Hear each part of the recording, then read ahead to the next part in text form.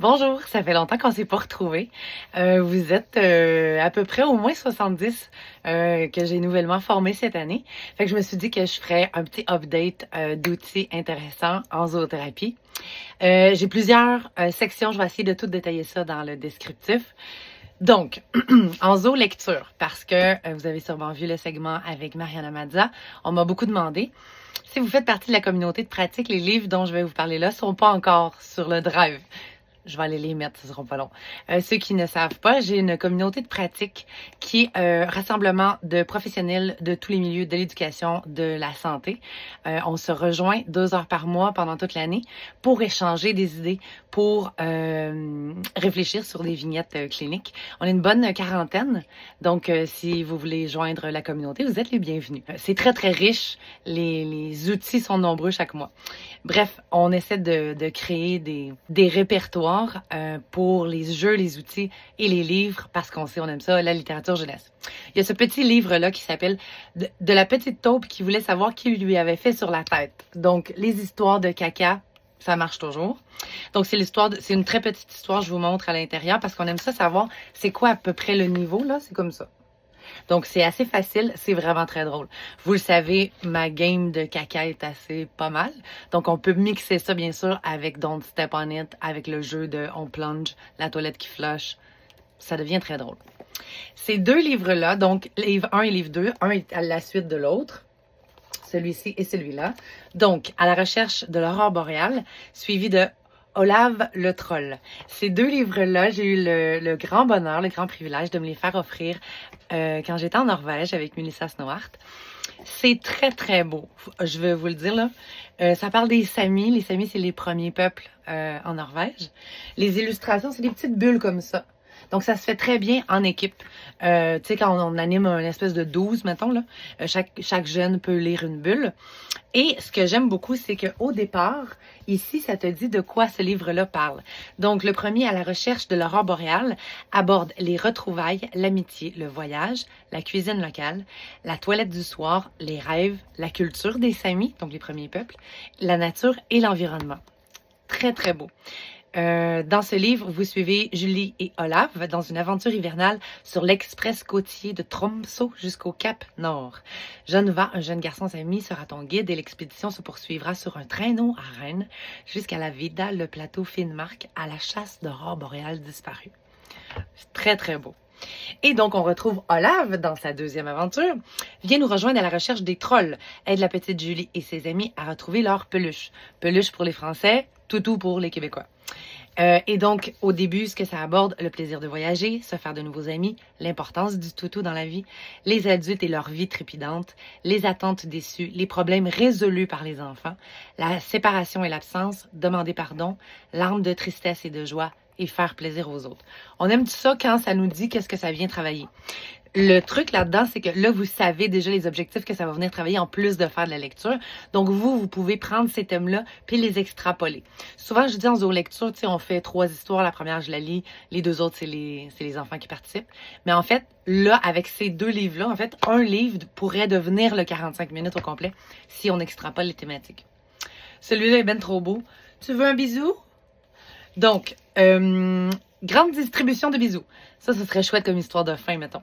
Il y en a pour tous les goûts. Des petits bisous qui bavent, des grands qui piquent, des qui volent et d'autres qui chatouillent sur le nez ou sur le pied. Et toi, tu le veux comment ton bisou? Et là, j'ai pas le choix de vous montrer celui avec le porc-épic et la chèvre. Évidemment, ça pique. Au marché des bambins. Tu sais, chaque fois que je parle de livres, je suis toujours super émue. Au marché des bambins, il y a un marché qui s'installe. Il faut que je vous montre les images pour vous montrer à quel point c'est poétique, féerique. Je regarde pour être sûre que vous voyez. Il y a un marché, donc un marché du samedi matin. Puis il y a des enfants qui rentrent par une cagette. Et eux ont un marché très spécial où ils viennent échanger, acheter des fans de radis contre une roche précieuse dans leur poche. Bref, c'est toute une aventure d'enfants. C'est absolument extraordinaire cette histoire-là pour l'imaginaire des enfants. Si on fait ça dans une classe puis qu'on peut avertir d'avance, on peut demander à l'enseignante de dire à l'enfant, aux parents, que chaque enfant amène quelque chose. Un brindille, une branche de sapin, puis on a tout quelque chose à donner. Ça me fait penser, ça ici, c'est le genre de petite bouteille, on peut en avoir une pour tout le monde, on met sa chose précieuse dedans, on peut se l'échanger. Tu sais, on peut faire comme un marché imaginaire. C'est très, très chouette, ça. Et là, celle-là, là, c'est le comble de tout. Tout au bord. Tout au bord des livres, il y a une histoire qui s'adresse à moi, mais je ne réponds pas. Dans les livres, le silence est roi. Et là, par exemple, on voit ici que l'ours a de la difficulté, les lettres se mélangent. C'est très, très court, chaque page, ok? C'est super facile. Tout au bord des livres, il y a une histoire qui s'adresse à moi, mais je ne réponds pas. C'est l'extrait que je vous ai lu. Puis il y a des mots inventés. La page suivante, c'est toujours 2 pages comme ça. Toujours très beau, avec des beaux pastels. Demain, j'écris livrerai. Donc, il invente des mots parce que les mots se mélangent. Je voudrais vous donner un autre exemple. Tout au bord de mon lit, il y a des morceaux de songe. Quand il y a des mots difficiles, ils sont mis en exergue. Ils sont si petits qu'ils se cachent entre les moutons de poussière. Je les ramasse, je souffle au-dessus et je les regarde s'envoler. Et là, la page double qui suit. Demain, je me moutonnerai. C'est beau, c'est doux. Ça, on peut aborder les difficultés de lecture, on peut s'amuser à faire des activités de création de nouveaux mots qui n'existent pas. On essaie de les prononcer. Ça peut devenir moins dramatique. Donc ça, c'était ma petite section nouveautés, littérature jeunesse pour Zo Lecture. Ensuite, 2 belles ressources. On est encore dans les livres, cependant. Pour ceux qui travaillent dehors, qui travaillent sur une ferme pédagogique, sur une ferme thérapeutique, ou qui ont accès à un jardin, à une cour, à des sentiers, un tout petit livre qui se glisse très bien dans la poche. Grand sage comme un arbre. Ici, les arbres pouvaient nous permettre de surmonter les aléas de la vie. Les arbres sont incroyables, ils ont leur propre personnalité. Exemple, je pige une carte, apprends l'indépendance. Puis là, il te montre une sorte d'arbre. Évidemment, selon où on habite, on ne les a pas tous. Savoir qu'on possède la force intérieure nécessaire pour affronter tout ce qui peut arriver est important pour la confiance en soi. Le majestueux Kaori, natif de Nouvelle-Zélande, a tout compris. Il peut vivre 1000 ans, tout seul au sein d'une forêt. Il est indépendant et détient d'impressionnants pouvoirs d'autosuffisance. Et heureusement, car avec son tour de taille imposant, il faudrait 7 personnes se tenant par la main pour lui faire un câlin. Donc là, on est en train de marcher, on peut observer, il est où l'arbre le plus grand, le plus gros qu'on voit? Accepte ta différence, le dragonnier de Socotra. Bref, c'est plein de, mettons, n'aie pas peur de changer de branche. Ah, ça, j'en avais déjà parlé. Le koala qui voulait jamais lâcher sa branche. Prends soin de ton essence. Toujours avoir un plan B. Adapte-toi à ton environnement. Ça, là, moi, je le défais. On fait des photocopies, on fait des cartes, on colle ça sur le chien, on est en balade. Ça nous permet d'aborder plein de belles thématiques. Et là, ça, là, c'est tellement beau. Sois un arbre. Là, j'en entends crier, je suis sûre que vous l'avez. Garde la tête bien haute, étire tes branches jusqu'au soleil, sois un arbre. Donc, ça commence déjà avec l'identification des feuilles. Comme ça, je vais m'en servir cet été à la ferme thérapeutique. Soyez-en assurés. Je vais vous montrer les dessins parce que quand même, c'est ça qu'il y a de magique. Sois un arbre. Étire tes bras jusqu'au soleil. Ta colonne est un tronc, elle te donne ton port, soutient ta cime, transporte tes vivres. Vivre, c'est un mot difficile. Et là, on voit la coupe d'un tronc, on peut apprendre qu'on peut compter l'âge de l'arbre avec les anneaux. Regardez-moi ces dessins-là. Et dans le milieu, il y a une illustration magnifique et à la fin, je vous le donne en 1000. Alors, sois un arbre, car ensemble, nous sommes une forêt. On a de la belle diversité. On a de la belle diversité, des belles images douces. C'est beau, c'est beau, c'est beau. 2 belles femmes qui ont fait ça. Ensuite, comme outil d'intervention, c'est encore des livres, mais je vais vous parler des interventions qu'on peut faire avec ça. Outil de communication, c'est fait chez Item. Ça s'appelle L'empathie, c'est vous. 3 étapes pour devenir un champion de l'empathie. On aime ça. Les pages sont cartonnées, plastifiées. Les images sont pas trop criardes. Il y a de la diversité. Ça s'adresse à tous les âges. Et donc, c'est des mises en situation pour quand on veut commencer à développer l'empathie. C'est super chouette parce que des fois, on fait comme, OK, tu sais, on peut mettre dans un coco pour le lapin, mettre dans le sac à dos du chien, mettre dans l'enclos, le cochon d'Inde vient le chercher. Mais des fois, on manque d'idées, puis on voudrait que notre idée soit vraiment, vraiment pertinente pour l'empathie. Exemple, les parents d'Aya lui ont interdit de jouer à des jeux vidéo. Comment se sent-elle? Au parc, personne ne veut jouer avec Emma. Comment se sent-elle? Ung a joué toute la journée à des jeux vidéo. Comment se sent-il? Malo a menti à ses parents et à son frère, et son frère s'est fait punir à sa place. Comment se sent-il? Donc, il y a des petites étoiles de difficulté. Il y a 3 étapes. Donc, première étape facile, deuxième étape moyen, troisième difficile. Donc, ça va aussi en âge. On y va dans quelque chose de facile. Amita n'a pas eu le temps de prendre son petit déjeuner. Comment se sent-elle? Donc, on parle toujours de comment le personnage principal se sent, quels sont les indices visuels qui nous permettent d'affirmer ça, et quels seraient les besoins ou de quoi la personne aurait besoin. Il n'y a pas de mauvaise réponse, hein? Le point, c'est vraiment de commencer à être capable de se mettre à la place de l'autre. Ensuite, mon premier livre de philo. Vous le savez, j'ai plusieurs outils qui viennent de psychoéducation.be qui sont très, très chouettes. Ça, c'est québécois. Ça vient de Dominique et compagnie. Compagnie qu'on aime aussi. Vous connaissez Dominique si vous connaissez La Courte Échelle. On a grandi avec Dominique. Donc, c'est des activités amusantes, mais calmantes. Pour amorcer la discussion, vous le savez, j'aime vraiment ça. Ça fait travailler le langage, ça fait travailler la connexion entre les pairs, ça fait travailler l'empathie, ça fait travailler la réflexion, ça fait travailler le changement d'avis, le changement d'opinion. On adore ça. Je vous donne un petit peu les thématiques. Je comprends comment tu te sens, j'apprends à écouter l'autre, j'apprends à écouter mon cœur, vivre le dialogue, j'apprends à m'exprimer. Les ennemis du dialogue, j'adore. Les mensonges. Donc ça, pour les tout petits, c'est vraiment, on aborde. Mais aussi en déficience intellectuelle, aussi en trisomie 21, aussi en tourette. Je dis les très jeunes si c'est neurotypique, mais ça peut s'appliquer à plusieurs autres clientèles aussi. Donc, on prend les activités là-dedans, puis on réfléchit à ce qu'on veut faire selon l'animal qu'on a, puis selon le groupe, la clientèle qu'on a. J'en parle encore parce que peut-être que vous l'avez manqué. Les petits et les gros secrets. Cette activité-là, je la fais toujours avec un chien, avec un sac à dos sur le chien, pendant que je lis l'histoire. On fait, je vais vous donner un exemple. Il y a les secrets bulles, tout légers et sympathiques qui font rêver, comme préparer une fête surprise pour l'anniversaire de ton frère, ou imaginer une gentille blague à faire à ton grand-père. Ensuite, il y a les secrets briques, qui eux sont lourds à porter, comme avoir cassé le beau vase de grand-mère et craindre de lui avouer, ou détruire des trucs pour expulser une grosse colère enfermée. Ce que je fais, c'est que dans le sac à dos du chien, il y a tous ces objets-là. Donc, il y a un secret citron. On prend un citron, on fait croquer les enfants dans le citron. Ça fait faire une grimace. Le secret bulle, on souffle des bulles. Le secret brique, on a un morceau de brique. Donc, le fait d'avoir les vrais outils en soi, concrètement, kinesthésiquement, ça fait prendre conscience. Puis vous avez compris que la morale de ce livre-là, c'est il y a des secrets que c'est bien de garder, qui vont faire de la peine à d'autres si jamais on les dit, mais il y a des secrets qu'il faut aller dire aux adultes. Donc voilà, très, très, très beau livre. C'est abordé avec beaucoup de tact. C'est chez Alice Jeunesse. J'en parle tout le temps, puis j'arrête pas de dire, tu sais, c'est la pâte Crayola, c'est la pâte séchante à l'air. On peut faire une tonne de choses avec ça pendant qu'on fait nos interventions. Bien sûr, on le sait, on fait la médaille, on met la pâte. On peut faire la trace de plusieurs animaux.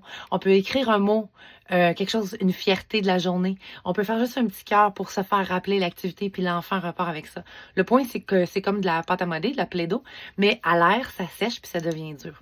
Donc ça, un outil à avoir absolument. Ensuite, là, j'embarque dans les éditions Passe-Temps. Marion et Simon et les émotions. C'est un jeu assez de base, là, content, fâché, triste. Bon, OK, vous avez compris. Ce que j'aime, c'est les autres cartons qui viennent avec ça parce que c'est les mises en situation. Simon trouve un chaton dans son pupitre. Simon s'est cassé la jambe, il ne pourra pas participer aux Olympiades de l'école. Simon a réussi un jeu vidéo pour la première fois. Puis, avec les pièces détachables, on peut venir mettre le visage que Simon, là, c'était l'exemple de Simon, mais il y en a d'autres, là. Il y a Marion aussi. Donc, on vient mettre le bon visage avec la mise en situation. Donc, ça pratique déjà la généralisation de ça. Il y a vraiment plusieurs mises en situation. C'est très, très chouette. C'est visé pour le primaire. Je me demande... Donc, 35 illustrés, 2 tableaux émotions, 30 cartes émotions. Donc, il y a quand même substantiellement des mises en situation. Je trouve cette édition-là très chouette. Vous savez, c'est vraiment pas dispendieux. Chacun de ces jeux-là sont vraiment abordables. Je pense que c'est comme entre 12 et 17 $ chacun. Donc, on aime celui-là parce qu'il y a plusieurs mises en situation. Des fois, on vient à court de mise en situation. Donc, toujours chez les éditions Passe-Temps, on a le jeu Mon, ton, son, le chaton. Et là, on aime ça parce qu'en plus, c'est thématique animale. C'est donc pour travailler et comprendre et produire les déterminants possessifs mon, ma, mes, ton, ta, c'est. Donc, on a 4 chambres d'enfants, 72 cartes objets, donc poubelle, pyjama, livre, brosse, etc. 4 cartes souris, une planche illustrant la maison des souris, 9 pictogrammes correspondant à mon, ton, son, et une grosse planche. Donc, la souris vient voler. Au voleur, au voleur! Vous allez voir, c'est un peu amusant. Mais en fait, avec ça, moi, je travaille avec le laser et le chat. Mon chat Mimi, mon chat Prosper, étaient des chats chiens. Des chats particulièrement joueurs. Donc, tu peux lancer la petite souris. Là, je l'ai tuée, non? Hermine est repartie avec. La petite souris, toutou, la petite balle qui fait du bruit. Le point, c'est que c'est le chat qui déplace. Et on a caché un peu partout dans la salle. Vous le savez, je veux qu'on sorte de la table. On colle sur les 4 murs, les 4 chambres d'enfants. Au milieu, le chat, on fait avec le laser. On pointe un objet qui est retourné. L'enfant retourne l'objet. OK, on va aller voir, ça va dans quelle chambre? On trouve la chambre. Est-ce que c'est mon pyjama ou son pyjama? Donc, on travaille comme ça. Je l'adore. Donc, pour les plus grands, pour les plus vieux, parce qu'on en a beaucoup des 9, 10, 11, 12 ans, en trouble d'apprentissage, toujours dans les éditions Passe-temps, le fort anaphore. Même chose, ça vient avec des petites cartes que, bon, j'ai déjà découpées. Je vous explique. 108 cartes questions. Il y a 36 cartes par niveau, 8 cartes spéciales. Améliorer la compréhension des pronoms et autres reprises anaphoriques à l'intérieur d'une phrase, à l'oral ou à l'écrit. Par exemple, lors de sa fête d'amis, Julien a reçu la visite d'un magicien. Ce personnage, souligné, a donné tout un spectacle aux enfants. Écoute bien la question. À qui ou à quoi font référence les mots ce personnage? Donc, ça, on va venir travailler les inférents dans la phrase. Donc, tous ceux qui ont de la difficulté dans les productions écrites, dans le référent, ça fait référence à quoi? Un autre exemple. Les élèves adorent aller au cours de musique parce que le professeur leur montre à jouer de la guitare. Ça fait référence à quoi? Leur. Ça fait référence à qui? Dans ma phrase. Donc, comment aller trouver au sein de la phrase? On aime. Toujours les éditions Passe-temps. Le dragon à 5 têtes. Malheur, la princesse vient d'être emprisonnée par le dragon à 5 têtes. Afin de la sauver, on doit gravir le dos du dragon. Prends garde, si tu oublies de chanter les doux sons des mots, le dragon se réveillera. Vous savez comment j'aime ça. Ça améliore l'habileté des consciences phonologiques et on va segmenter les mots à 2, 3 ou 4 phonèmes. Donc, c'est de la conscience phono, dans le fond. Vous le savez, moi, je fais la conscience phono en sautant dans les cerceaux, en tapant. J'ai une immense tapette à mouche. On peut mettre 3, 4, 5 gros ronds au mur, puis on vient taper. Dragon, c'est 2. On taperait sur 2 ronds. Dragon. Donc, après, selon votre animal, vous pouvez l'intégrer vraiment facilement. On adore. Ensuite, j'ai 2 jeux de catégories. Un plus facile parce que c'est les parties du corps. Je dis facile, mais encore là, ça dépend de la clientèle. Et la catégorie des métiers. Ils ont toutes les catégories. Souvent, c'est drôle parce qu'avec les personnes âgées en milieu de démence, vous savez pas, quand ça fait 7, 8, 10 rencontres que vous avez, vous manquez d'idées. Pensez aux catégories. On va continuer à stimuler cognitivement. Puis, catégorie partie du corps, moyens de transport, les métiers, les fruits et les légumes, les vêtements, les pièces de la maison. OK, on montre une image. Ça va où? Est-ce que ça va dans la cuisine, le réfrigérateur, ou ça va dans la chambre à coucher? OK? Donc voilà, fait que je voulais juste vous dire que toutes les catégories sont disponibles chez les éditions Passe-temps. Les pictos sont chouettes, on peut s'en servir de plusieurs façons, avec le lapin, le cochon d'Inde, le hérisson, la tourterelle, le chien, le chat. Il faut juste sortir, bien sûr, de juste la table. Je veux vous parler de ressources que peut-être que vous n'avez pas vu passer. Là, c'est pour les intervenantes, les zoothérapeutes. TDAH, la boîte à outils, stratégie technique pour gérer le TDAH. Ça ici. Sinon, de la même autrice, le TDAH raconté aux enfants. Ça pourrait être chouette.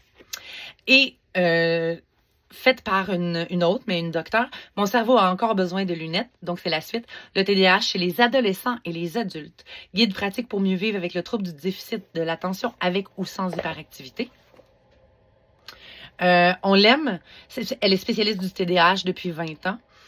C'est bien parce que c'est pour ados et adultes. On a beaucoup moins de ressources pour ados. Et donc, toujours de la même première autrice, Anxiété racontée aux enfants. Vous avez compris que c'est comme toute une collection comme ça. Et Anxiété, la boîte à outils. Il y a plusieurs formations. Je pense à psychoéducation.be, je pense à perfectionnement.com, je pense à Porte-Voix sur l'anxiété. Parce que c'est pas juste, il y a l'anxiété, puis il y a l'anxiété, le diagnostic, anxiété généralisée ou anxiété de performance.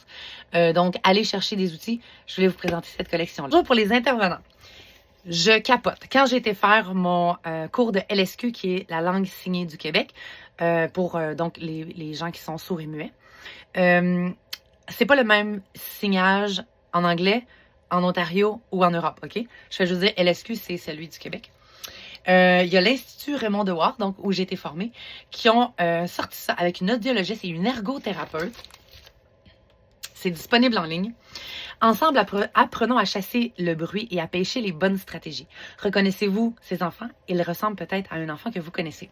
Là-dedans, on trouve 10 stratégies de communication, du matériel reproductible qui permet la réalisation de plus de 30 ateliers qui visent la mise en pratique de stratégies de communication, du matériel pour motiver l'enfant, des informations sur le niveau de l'éveil et une quinzaine d'activités visant à augmenter la disponibilité de l'enfant dans sa communication et ses apprentissages. Et le plan déjà monté en évolution de 12 rencontres de groupe et la description d'une rencontre type pour du 1 à 1. Il y a déjà des post-it un peu partout. C'est tellement chouette. C'est tellement bien pensé. On aime, OK? Ça, avec les hypersensibles, les TSA, là, ça s'applique absolument pas juste aux sourds et muets, là, absolument pas.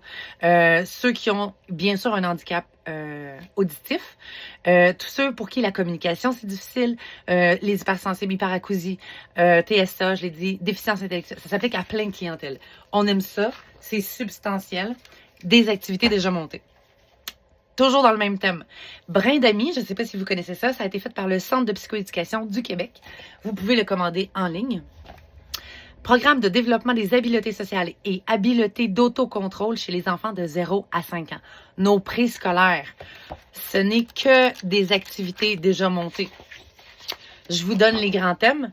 Prise de contact, les émotions, contrôle de soi, résolution de problèmes.